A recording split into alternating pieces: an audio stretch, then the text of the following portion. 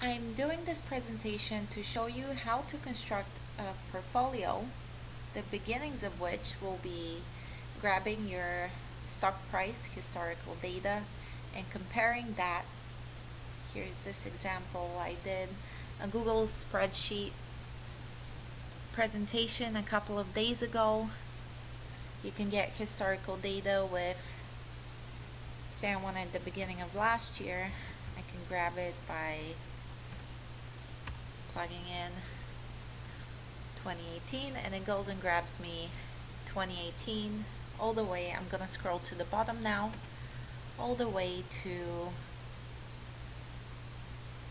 the 24th. So it's not giving me the market activity today, but I have yesterday's. And here's the formula via Google Finance, how we can obtain historical data. I'm using the same sort of logic, and I have this in another presentation if you'd like to see it. Also, Google Finance has instructions on how to create this. I am going to grab this ticker, grab the price from the beginning of this year, and compare this to the market SPY. So I'm doing Control Shift, arrow down, play around with these shortcuts. It makes it so much easier. Control C for copy. As you can see, the line it just activated. And then I will go to my spreadsheet and copy and paste the data. Right click, paste special, text, OK, and it should copy everything down here. Let's do it. Just copied everything down. And again, my shortcuts are Control arrow down, Control arrow up, Control Shift if you want things to stick, and then Control C, Control V for copy paste. These are keyboard shortcuts and it makes life a lot easier. I will try and let you know when I do this so it doesn't, so you can turn your eyes away and not watch the screen all the time. Here's a GHC, which is Graham Holding Company, and this is SPY. SPY I already grabbed in the same manner from Google Finance, and I did a copy and paste. Note that the timelines are the same. And now I would like to show you how to do standard deviation, a variance calculation, a covariance calculation, also the correlation and the beta for Graham Holding to the S&P. I'm using S&P as the proxy. You can use any other index as a proxy of your choosing for the market. You can use indexes from other countries depending on what stocks you're analyzing. I'm looking at Graham Holding. And something else to note, I am using pricing. These are values. I'm not using the derivative or the return on the stock. I am using the price. This is important because a lot of your financial books will tell you to use the delta or the return on the stock, which I'll show you at the end of the presentation. I just want to draw your attention to it because different inputs will produce different results, and it's important to know who's using what to try and measure. For instance, if I am calculating a variance, the formula, and I am at cell U6, is the difference between the value, the average of the sum of the observations, the sum of the values to the power of 2. And here's the formula. So for instance, what I have done, double click on this formula, is taken the price and I am subtracting the market average return, which is simply, I'll show you the formula here, the sum of all these prices divided by the number of observations, divided by the count or 120 observations. This is just summing up everything here. Or another way you could do it, Control Shift, arrow down, and you can see on the bottom right your count is 120. These are 120 data points. I'm going to hit Control G and go to U1.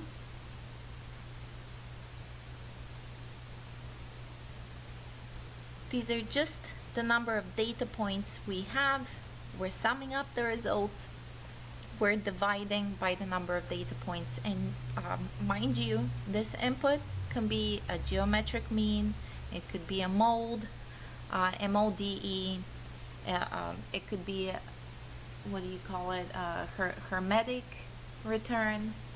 And these are all different ways, or some sort of a weighted average. They're all different ways of capturing an average. So this could change depending on whose model you're evaluating. And to know what they're trying to capture, these inputs are important. And again, just to emphasize, I'm using price. I am not using the delta. I'm not using the daily return. So here is my X piece. I'm taking the price minus the average. Oops, sorry guys. Control up. Price minus the average, as you can see. And I'm auto filtering all the way down because I have some negatives in the data set. The next thing to do, and this right now is our calculation for covariance. The next thing to do is to take the power to the power of, to the power of 2, so we can get rid of these negatives. You do the same with the other data set. We'll call this an array. Under column B is one array, under column J is another array. And I go through the same logic. I take each data point and I subtract out the average. Here's an example of the formula. This is the average for GHC. Next one down, average for GHC. Auto filter this all the way down. And over here, it's just to the power of to get rid of these negatives so that we can have a working number. And our covariance is the first part, not to the power of 2. We can take negatives for covariance. Here we go again. Go again, multiply the 2. Sum these up and divide by the number of observations. And here is the calculation. The sum of the individual array 1, array 2, multiplied, summed up, divided by the number of observations minus 1 because it's a sample. This is not the complete population of relationship between these particular arrays. Now an easier way to do this is via covariance.s. As you can see, it's just taking the price array, and Excel will spit out the same covariance you and I just received, doing it the long way around. But of course, just to verify that what Excel is doing and what we're doing makes sense, and also to understand what averages Excel is using. So for instance, Excel is using this type of average. If you want to swap out your average and have a different input, the easier way to do it is create it yourself, have your data set, and adjust out your averages under one relative cell, which you can then reference in your data set. Swap out your arrays, if that makes sense. That's our covariance. Now going to the calculation of variance. So I am at cell U6, and this is where that to the power of 2 comes in. This is the variance for the S&P from January until now. Variance for our stock. And just a reminder again, this is the point value minus the average, the next point value minus the average, the next point value minus the average, all of that to the power of 2 to avoid negatives. Sum that up and divide by the number of observations minus 1 because it's a sample. This is variance. A standard deviation is the variance and the square root of that. The way you write square root in Excel is to the power of 1/2. 1/2. So this is the long way of trying to get our standard deviation. And this is Excel's way. You could either take STDev in every number, or you could take just stdev.s. Here we could do .s. Again, this is for newer versions. Otherwise, it's just standard dev, and it will get us to the same result. Same thing for gram. The correlation, which is from a -1 to a 1 parameter or bound. As you can see, beta will take you over a 1, correlation will not. And the way you calculate that the long way around is covariance divided by the 2 arrays standard deviations. That's the correlation between these two. So when one moves up, the other one moves up as well, but by approximately 80% of that movement. For every dollar movement, expect that gram holding will move by 80%. And here is the calculation in Excel, correlation, and you just grab the array, which makes things a lot easier. I need to do the numbers myself. I need to see the numbers and just verify that these functions work. They do work. But if you want to start controlling your averages, you won't be able to use these guys. The beta. Beta allows you to try and capture the line of best fit, and that is calculated with the covariance between your stock and the market divided by the market variance. This is beta, and this is beta for gram holdings for the time period January 2019 through today, or through June 24th. Lastly, coefficient of variance, the calculation for that. Coefficient of variation will give you risk, unit of risk per unit of expected return. And the reciprocal of that would be a form of your Sharpe ratio, if you will, because your Sharpe ratio, expected return minus the risk-free rate divided by the standard deviation. So the reciprocal of that is this concept of unit of risk. Before I close this out, I want to show you just one more thing. This would be the covariance if I play around with, let me hide, deltas.